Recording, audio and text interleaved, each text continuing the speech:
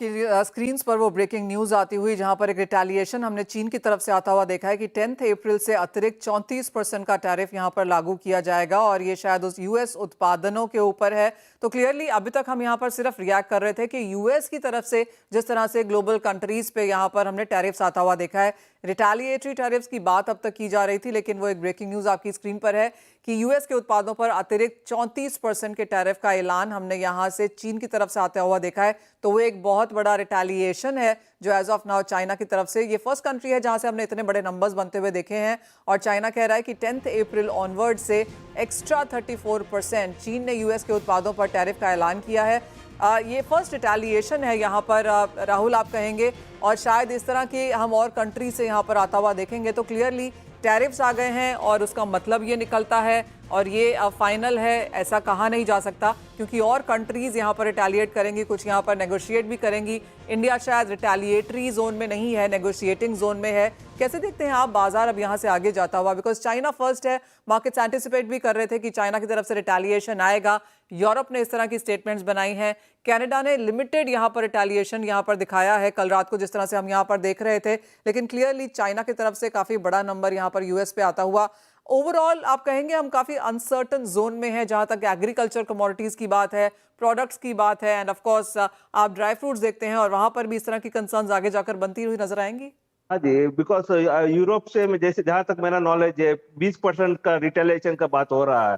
China ने अभी already 35% जैसे आपने बताया रिटेलिएशन डाल दिया।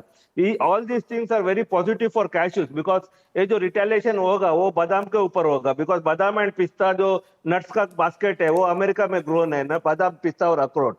कैश्यू ही ऐसा एक नट है जो बाहर ग्रोन है। तो ये सब चीज जब जैसे रिटेलिएशन होगा डोमेस्टिक मार्केट में बाकी ड्राई फ्रूट्स का, बाकी नट्स का भाव बहुत बढ़ेगा और cashew will be more competitive. So इससे मैं ये देख रहा हूँ कि कैशू का demand rest of the world, America छोड़ के रेस्ट ऑफ द वर्ल्ड में इस बार बहुत बढ़ेगा। फेयर पॉइंट राहुल, बहुत शुक्रिया साथ जुड़ने के लिए। तो clearly as of now cashew as a product हमें यहाँ पर कॉम्पिटिटिव नजर आता है। India in a tall position, positive position में यहाँ पर है, लेकिन आपकी स्क्रीन पे डॉलर इंडेक्स अब लेकर आएंगे क्योंकि हमारे मार्केट्स बंद हो चुके हैं थैंकफुली। लेकिन अगर हम चाइना की तरफ से जो ये रिटेलिएशन आता हुआ देख रहे हैं, इसका एक इम्पैक्ट यहाँ पर मार्केट्स में पड़ता हुआ नजर आ सकता है।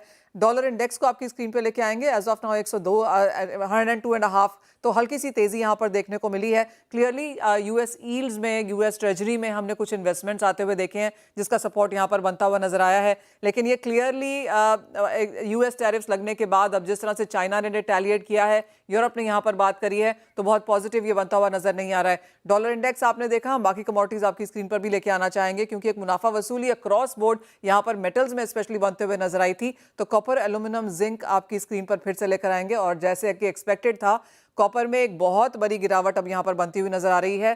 3.5% कॉपर अब गिर चुका है और जो 1% की गिरावट हमने एल्यूमिनियम जिंक में आती हुई देखी थी वो भी अब यहां पर गहराती हुई नजर आई है, जिंक 2% की गिरावट के साथ। और वेल जैसा कि आप देख सकते हैं चाइना के रिटेलिएशन के बाद सभी मेटल्स में यहां पर और मंदी बढ़ती हुई। वेल इसी के साथ फिलहाल इस कार्यक्रम में इतना ही समय है, हम लौटेंगे और लेकर आएंगे आवाज समाचार।